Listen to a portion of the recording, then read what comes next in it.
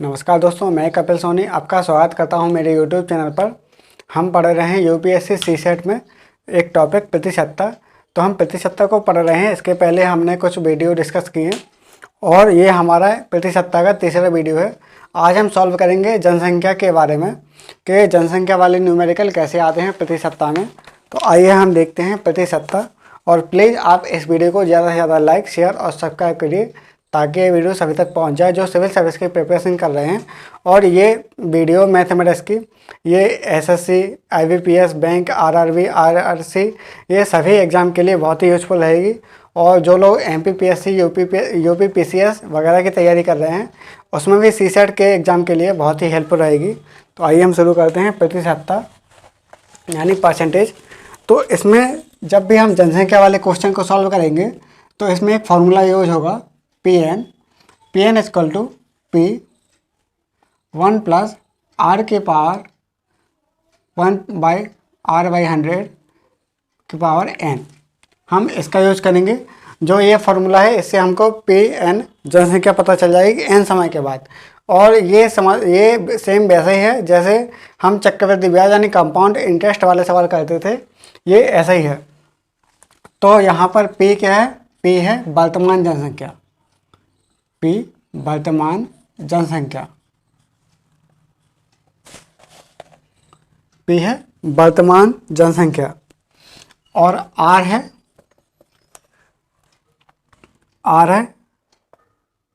जनसंख्या वृद्धि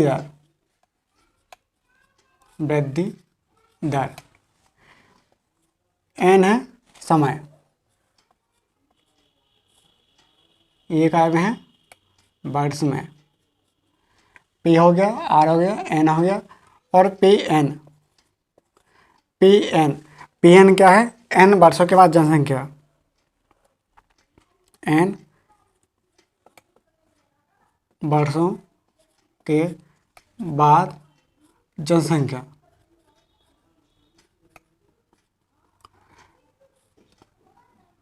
N वर्षों के बाद जनसंख्या। तो हम जब भी इस टाइप के क्वेश्चन करेंगे जनसंख्या वाले क्वेश्चन, तो हमको ये वाला फार्मूला यूज़ करना है। तो आइए हम इसका यूज़ करते हैं।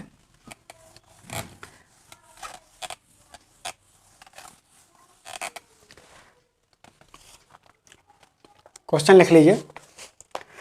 यदि किसी गांव की जनसंख्या 10,000 हो तथा यह प्रतिवर्ष 10% की दर से बढ़ती हो।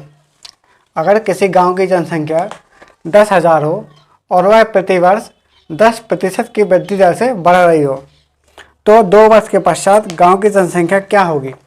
2 वर्ष पश्चात गांव की जनसंख्या क्या होगी? हमको ये क्वेश्चन सॉल्व करना है।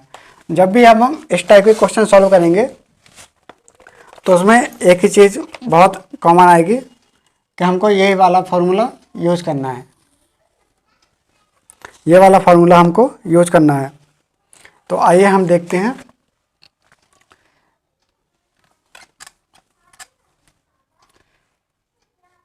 अब गांव की जनसंख्या क्या थी? क्वेश्चन था अपना कि जनसंख्या वर्तमान क्या थी? 10,000। जनसंख्या 10,000 इतनी जनसंख्या थी और कितनी दर से बढ़ रही है? दर R बराबर कितना है? 10%। समय N कितना है? समय N है 2 वर्ष पश्चात, 2 वर्ष। तो इस वाले फॉर्मूले में हमें कुछ चीज़ें मिल गई हैं, जैसे P मिल गया है, R मिल गया है और N मिल गया है। तो हम 2 वर्ष पश्चात जनसंख्या निकाल देंगे। कितने वर्ष पश्चात? 2 वर्ष पश्चात। तो P2 हमको ये निकालना है। जब हम इस टाइप के क्वेश्चन करेंगे तो सिंपल इसी वाले फार्मूले में वैल्यू रख देंगे। Pn यानी P2 ये क्या होगा? 10,000 1 प्लस R की पावर 100, R/100। तो इसमें यहाँ हो जाएगा R है अपना 10% डिवाइड बाई 100 की पावर n कितना है? 2। तो यहाँ पर 10,000 10,000 आ गया। उसके बाद यहाँ पर 100 एकम 100 और 10 110/100, 110/100 की पावर 2। एक जीरो से एक जीरो कैंसिल हो जाएगा, बचेगा क्या? 10,000, 11/10 और 11/10, क्योंकि 2 की घात लगी है। अब जैसे ही होगा तो 11 × 11 100 से क्या होगा? एक जीरो से एक जीरो कैंसिल हो जाएगा, एक जीरो से एक जीरो कैंसिल हो जाएगा, और 11 × 11 121 और 200, यहाँ पर 2 जीरो लग जाएंगे। तो ये क्या हो जाएगा? P2, यानी 2 वर्ष पश्चात जनसंख्या, 2 वर्ष पश्चात यानी बाद जनसंख्या, 2 वर्ष बाद जनसंख्या। और यहाँ पे जैसे हमने किया है 11 × 11, 11 × 11, तो इसके भी कुछ सिंपल मेथड होती हैं। जैसे हमको क्वेश्चन में मिला है 11 × 11, तो हमने जैसे इसको कर दिया 11 × 11, ये दिया गया है। इसको करने के लिए हम क्या करेंगे? 1 2 1, 1 2 1, ये हो गया। अगर मान लो ऐसा आ गया 3 आ गए, तो हम क्या करेंगे? 1 2 3 2 1, सिंपल है। हम क्या करेंगे? 3 नंबर है इसलिए हम 3 तक जाएंगे। ऐसे अगर 4 तक आ गया, 1 2 3 4, 1 2 3 4, तो यहाँ पर क्या होगा? 1 2 3 4 3 2 1। हम इनको सॉल्व करेंगे। और अगर कभी फ्यूचर में एक और शॉर्ट ट्रिक है, अगर कभी फ्यूचर में हमें ऐसा आ जाए कि 25 × 25 हमें ये करना है, तो इसका मल्टीप्लाई करने के लिए हम क्या करेंगे? जो राइट में दिए गए हैं उसको कर लेंगे 5 × 5, तो कितना हो जाएगा? 25। और यहाँ पर इसका एक जोड़ देंगे, इसमें हम एक जोड़ देंगे, तो 2 1 3 2 6। तो ये शॉर्ट ट्रिक हो गई। जैसे 35 × 35 हमको ये सॉल्व करना है, तो हम 5 × 5 इनका मल्टीप्लाई कर देंगे 25, और इसमें हम एक जोड़ देंगे, तो 3 1 4 थी 12, 12 25, तो 12 25, 35 × 35 1225, ये हमारा आंसर आ जाएगा। आइए हम अब थोड़ी आगे करते हैं।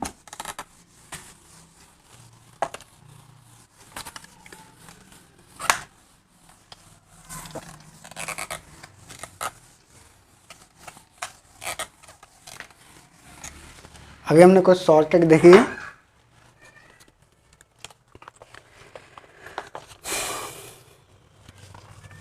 जैसे अभी हमने निकाला कि 2 वर्ष बाद जनसंख्या, ऐसे हम 2 वर्ष पहले भी जनसंख्या निकाल सकते हैं।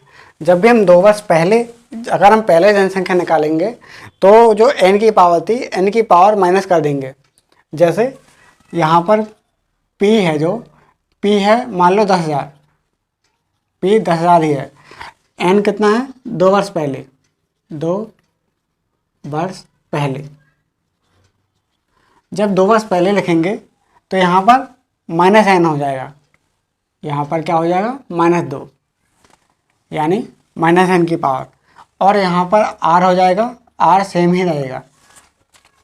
तो pn क्या होगा? pn होगा p1 + r की पावर r/100 की पावर -n, और -n यानी -2, तो यहाँ पर -2 हो जाएगा। और r यहाँ पर मान लो 10% ही दी गई है, 10%। तो इसको हम सॉल्व करने के लिए क्या करेंगे?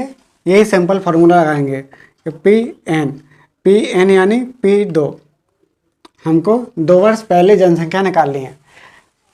तो n = 10,000 1 प्लस r यानी 10 100 की पावर -2 10,000 ये हो जाएगा। यहाँ पर 100 एकम 100 110 बटे 100 की पावर -2। जब भी -2 कोष्टक में अगर पावर लगी हो तो अंश का हर में, हर का अंश में चेंज हो जाएगा। तो P2 तो यहाँ पर हो जाएगा 10,000 ये हो गया। और यहाँ पर क्या हो जाएगा बटे 100 ऐसे, सॉरी यहाँ पर इसके घात लगे हैं -2 तो ये पलट जाएंगे। तो क्या हो जाएगा 100 डिवाइड बाई 110 की पावर 2 ये हो जाएगा। तो P2 क्या हो जाएगा 100, यहाँ पर 10,000 और यहाँ पर हो जाएगा 100 डिवाइड बाई 110, 100 डिवाइड बाई 110। 1 0 से 1 0 कैंसिल हो जाएगा, 1 0 से 1 0 कैंसिल हो जाएगा। तो हम इसको सॉल्व करेंगे और हमारा 2 वर्ष पहले की जनसंख्या निकल आएगी। 2 वर्ष पहले की जनसंख्या, जब हम इसको सॉल्व करेंगे तो हमको 2 वर्ष पहले की जनसंख्या मिल जाएगी। आइए हम अब नए टाइप के क्वेश्चन करते हैं जिसमें दर चेंज हो जाएगी। जो दर है दर चेंज हो जाएगी, उसको सॉल्व करते हैं। क्वेश्चन लिख लीजिए। किसी गांव की जनसंख्या 10,000 हो, किसी गांव की जनसंख्या 10,000 हो और यह पहले साल 10% की दर से बढ़ती है, दूसरे साल 20% की दर से बढ़ती है। पहले साल 10% की दर से बढ़ती है, दूसरे साल 20% की दर से घटती है, दूसरे साल 20% की दर से घटती है और तीसरे साल पुनः 30% की दर से बढ़ जाती है। पहले साल 10% की दर से बढ़ती है, दूसरे साल 20% की दर से घट जाती है और तीसरे साल पुनः 30% की दर से बढ़ जाती है। तो हमें 3 वर्ष के बाद जनसंख्या निकालनी है, 3 वर्ष के पश्चात जनसंख्या निकालनी है। तो हम इसको कैसे सॉल्व करेंगे, तो आइए हम देखते हैं। जैसे यहाँ पर P है 10,000, P है 10,000 और यहाँ पर R1 यानी पहले साल जनसंख्या कितनी दर से बढ़ जाती है, तो 10% की दर से ये क्या है बढ़ जाती है। और R2 मतलब ये 20% की दर से घट जाती है, तो 20% की दर से घट जाती है। और R3 है पुनः 30% की दर से बढ़ जाती है।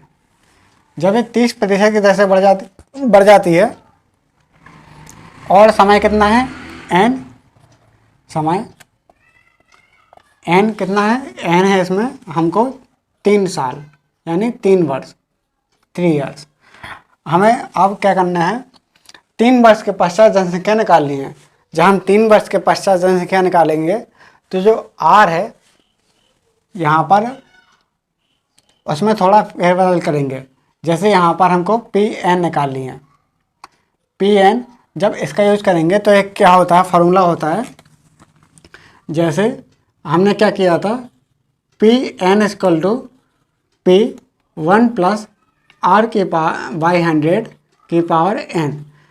ये कब था, जब जनसंख्या बढ़ने की दर थी, लेकिन क्या हो रहा है यहाँ पर घट रही है। तो जब घटेगी तो घटने के लिए यहाँ पर हम क्या करेंगे, जो R+ लगा है उसको माइनस कर देंगे, क्योंकि दर क्या है ऋणात्मक है। मतलब यहाँ पर -20 इसमें दर हो गई, -20 दर हो गई। तो जब हम इस टाइप के क्वेश्चन करेंगे तो Pn यानी P3 यहाँ पर क्या हो जाएगा हमारा 10,000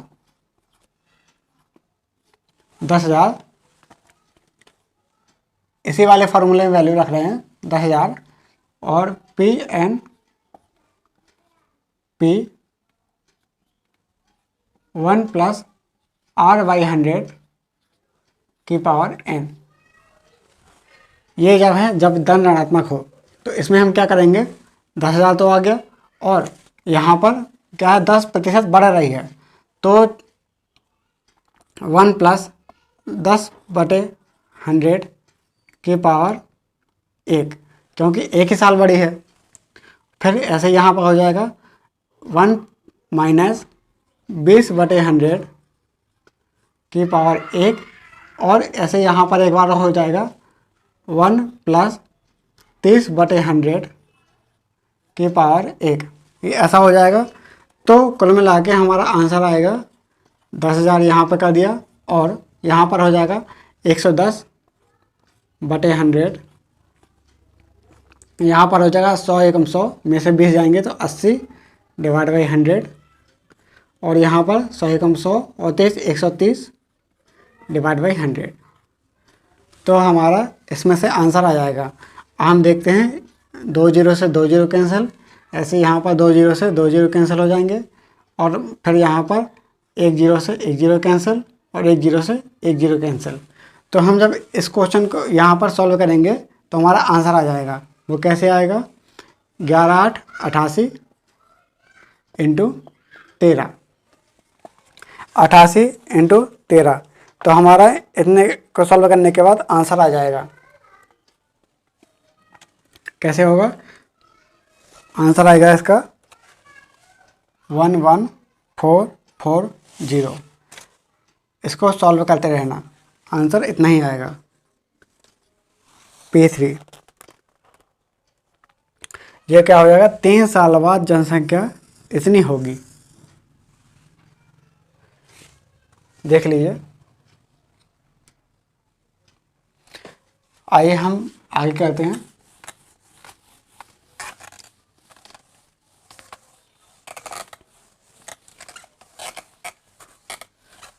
हम बहुत ही एक अच्छा सवाल करेंगे जो यूपीएससी में आ चुका है, उसी को सॉल्व करेंगे।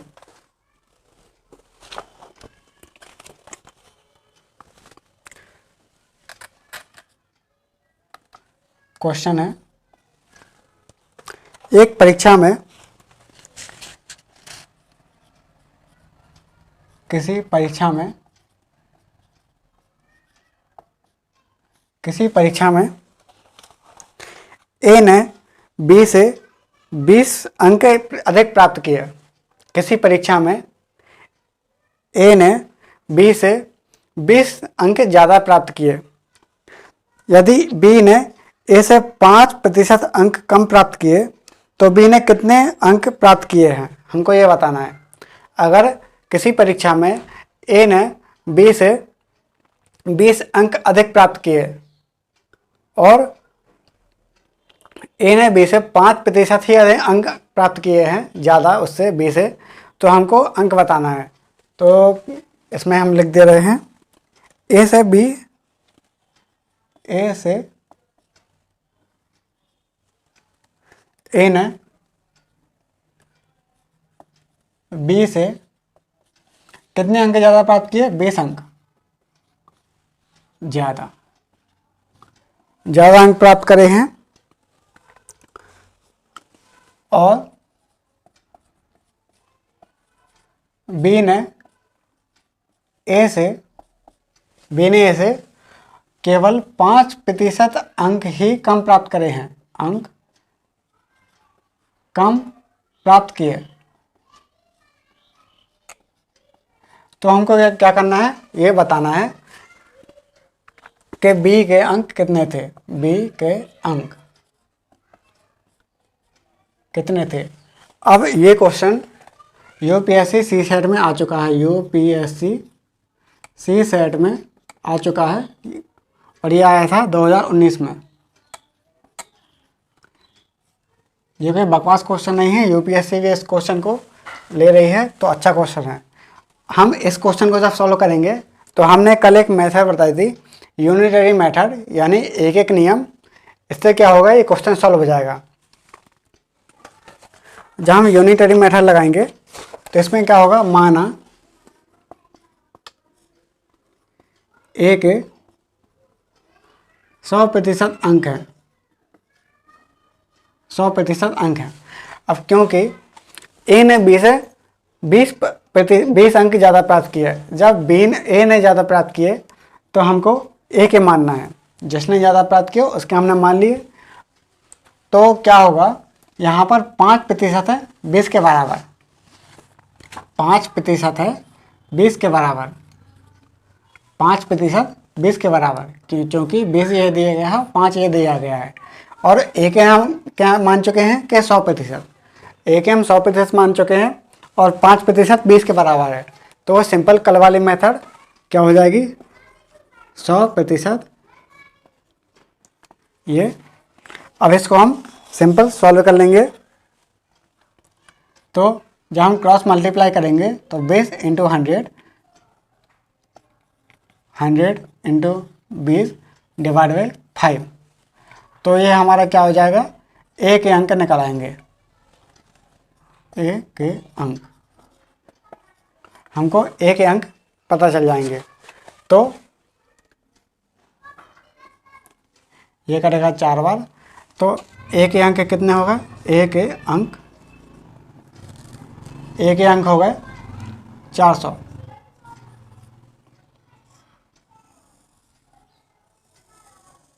ए के अंक 400 हो गए।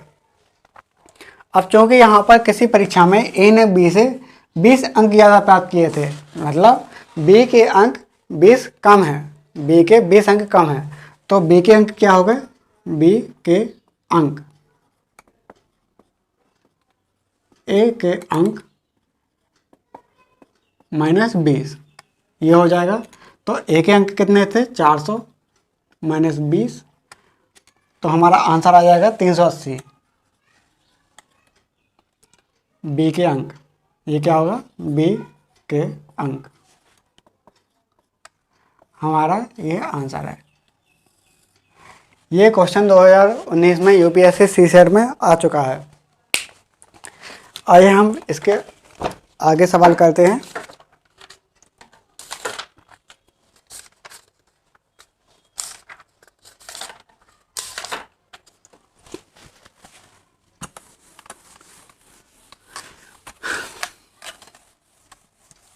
बहुत ही अच्छा सवाल है, आइए हम उसको करते हैं।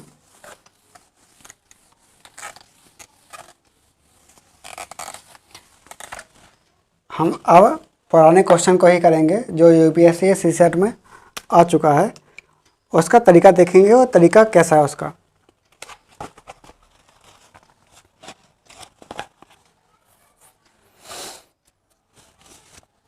यदि इसको लिख लीजिए आप,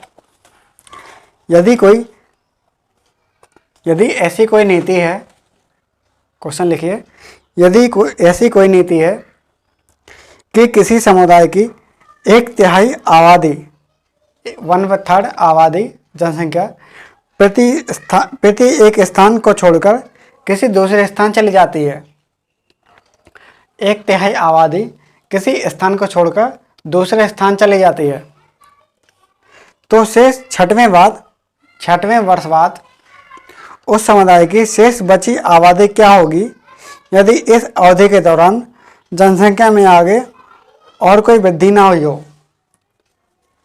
इस क्वेश्चन को हम सॉल्व करते हैं। क्वेश्चन में क्या है, यहाँ पर क्वेश्चन के जनसंख्या, समुदाय की आबादी, समुदाय की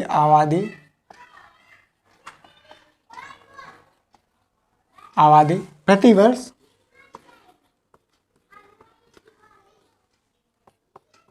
1/3 यानी 1/3 स्थानांतरित हो जाती है, एक स्थान को छोड़कर दूसरे स्थान चली जाती है, मतलब स्थानांतरित हो जाती है।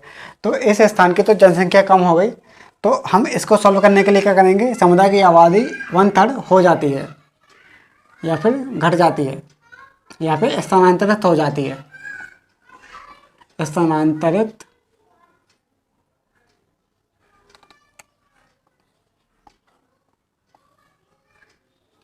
हो जाती है।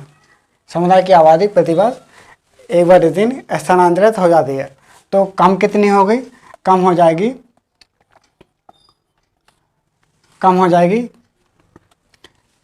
स्थानांतरित हो जाती है, यानी कम हो जाएगी कितनी, 1/3 कम हो जाती है।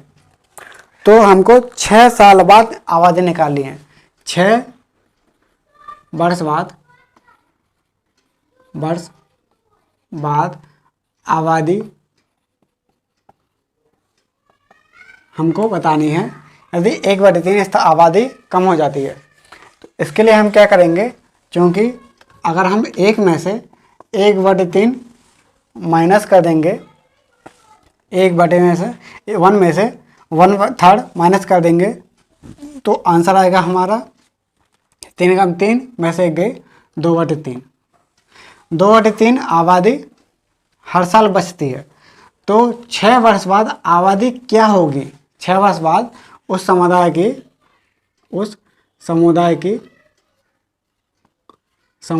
की आबादी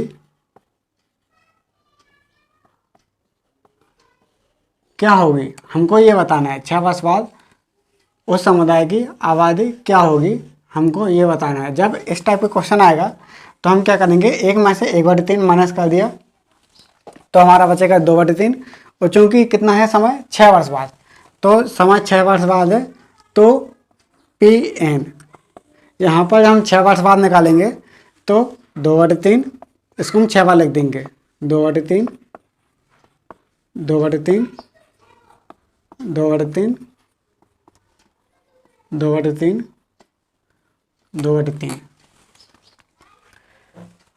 इतना आ जाएगा। और हम इसको सॉल्व करेंगे तो क्या आएगा, 2 दूनी 4 दूनी 8 दूनी 16 दूनी 32 दूनी 64 और 64 ये आ जाएगा। और 729 कैसे, 3 तिरका 9 और 3 तिरका 9 3 तिरका 9 3 तिरका 9 3 तिरका 9 9 9 9 9 की पावर 3 तिरका 9 और 3 तिरका 9 9 ने 81 गुणा 3।